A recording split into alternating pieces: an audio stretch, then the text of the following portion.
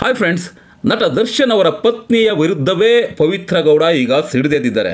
ಪತ್ರವನ್ನು ಹಂಚಿಕೊಳ್ಳುವ ಮುಖಾಂತರ, ತಮ್ಮ ಹೇಳಿಕೆಯನ್ನು ಹಂಚಿಕೊಳ್ಳುವ ಮುಖಾಂತರ ವಿಜಯಲಕ್ಷ್ಮಿ ದರ್ಶನ್ ವಿರುದ್ಧ ಅಕ್ಷರಶಃ ಸಿಡಿದಿದ್ದಾರೆ ಪವಿತ್ರ ಗೌಡ.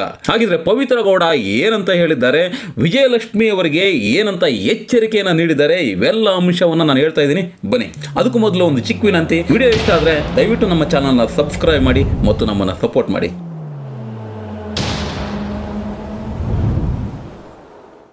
ಡಿಬಾಸ್ ದರ್ಶನ್ ಅವರ ಪತ್ನಿ ವಿಜಯಲಕ್ಷ್ಮಿ ಹಾಗೂ ಪವಿತ್ರ ಗೌಡ ನಡುವಿನ ಜಟಾಪಟಿ ಮುಂದುವರೆದಿದೆ.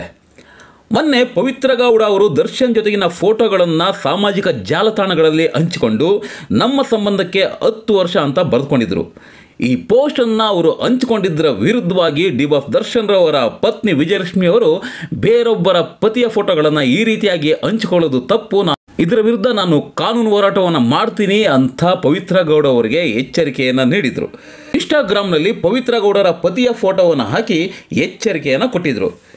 ಅದೆಲ್ಲದಕ್ಕೆ ಇದೀಗ ಪವಿತ್ರ ಗೌಡ ಟಾಂಗ್ ನೀಡಿದ್ದಾರೆ. ಅಂದರೆ ಡಿಬಾಸ್ ದರ್ಶನ್ ಅವರ ಪತ್ನಿಗೆ ಟಾಂಗ್ ನೀಡಿದ್ದಾರೆ ಪವಿತ್ರ ಗೌಡ. ಇನ್ಸ್ಟಾಗ್ರಾಮ್ನಲ್ಲಿ ಒಂದು ಸುದೀರ್ಘವಾದ ಪತ್ರವನ್ನೇ ಹಂಚಿಕೊಂಡಿರ್ತಕ್ಕಂಥ ಪವಿತ್ರ ಗೌಡ ಈ ಕೆಳಗಿನಂತೆ ಬರೆದುಕೊಂಡಿದ್ದಾರೆ.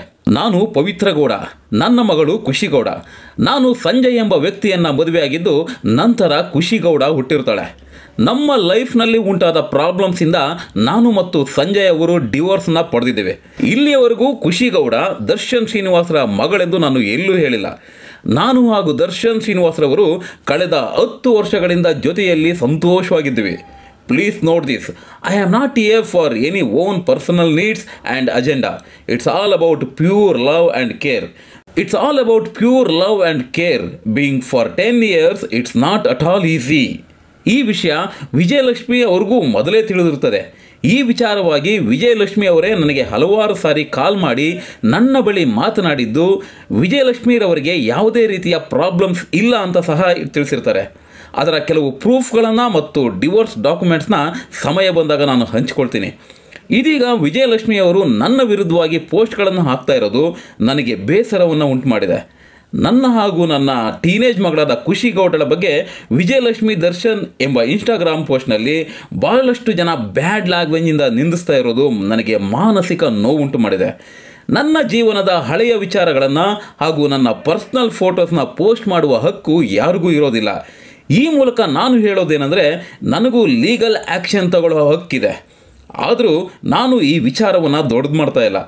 ಎಚ್ಚರ ಇರಲಿ, ನಾನು ನನ್ನನ್ನು ಪ್ರೀತಿಸುವವರ ಜೊತೆಗೆ ಸಂತೋಷದಿಂದಿರಬೇಕೆಂದು ನಿಶ್ಚಯಿಸಿದ್ದೇನೆ. I hope you all know about problems between them, what and all he had gone through even before I came into his life. Please recall it ಎಂದು ಬರೆದುಕೊಂಡಿದ್ದಾರೆ. ಜೊತೆಗೆ ವಿಜಯಲಕ್ಷ್ಮಿಗೆ ಟ್ಯಾಗ್ ಮಾಡಿದ್ದಾರೆ. ಅಂದರೆ ನಾನು ದರ್ಶನ್ ರವರ ಬದುಕಿನಲ್ಲಿ ಬರೋದಕ್ಕಿಂತ ಮುಂಚೆನೇ ವಿಜಯಲಕ್ಷ್ಮಿ ಮತ್ತು ದರ್ಶನ್ ನಡುವೆ ಏನೆಲ್ಲ ನಡೆದಿದೆ ಅನ್ನೋದು ನಿಮಗೆ ಗೊತ್ತಿದೆ.